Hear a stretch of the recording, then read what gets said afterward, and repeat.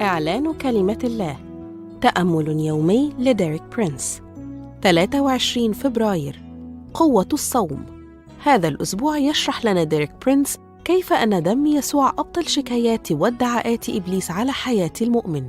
واليوم يوضح لنا أهمية الصوم في فك عقد النير وإطلاق المسحوقين أحراراً.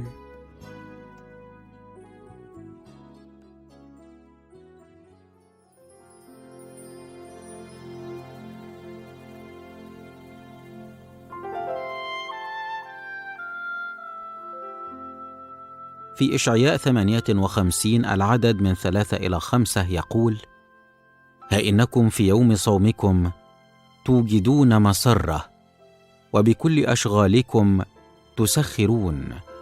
ها إنكم للخصومة والنزاع تصومون، ولتضربوا بلكمة الشر. أمثل هذا يكون صوم أختاره، يوما يذلل الإنسان فيه نفسه، يحني كالأسلة رأسه. يعد الصوم المذكور في هذه الفقرة مجرد طقس ديني، كما كان الفريسيون يمارسونه أيام المسيح. فبدلاً من أن يتوبوا توبة حقيقية، وبدلاً من أن يتضعوا أمام الرب، استمروا في القيام بكافة نشاطات عملهم اليومي وممارسة شرورهم من خصومة وكبرياء وأنانية وظلم. ولكن على الناحية الأخرى، الصيام الذي يسر قلب الرب ينبع من مواقف ودوافع مختلفة تماماً. وردت في العدد 6 حيث يقول: حل قيود الشر، فك عقد النير، وإطلاق المسحوقين أحراراً، وقطع كل نير. وتؤكد كلمة الله والخبرة على حد سواء أن هناك مقيدين لن يتحرروا، ومسحوقين لن يطلقوا، وأنيار لن تكسر إلا عندما يطيع شعب الرب، وخصوصاً القادة، دعوة الرب لصوم حقيقي وصلاة.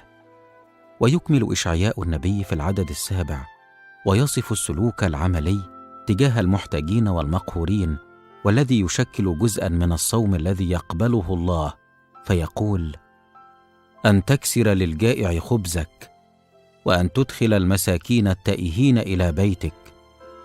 إذا رأيت عرياناً أن تكسوه، وألا تتغاضى عن لحمك.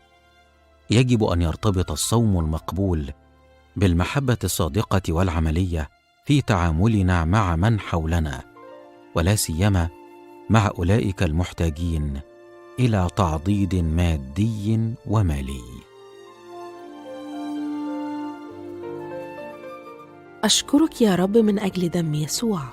أطيع دعوة الرب للصوم والصلاة لكسر القيود وإطلاق المسحوقين وتحرير المظلومين وكسر الأنيار، وأعلن أن الشيطان ليس له مكان في ولا قوة علي ولا أي شكاية ضدي، وأن دم يسوع المسيح قد سدد كل ما علي.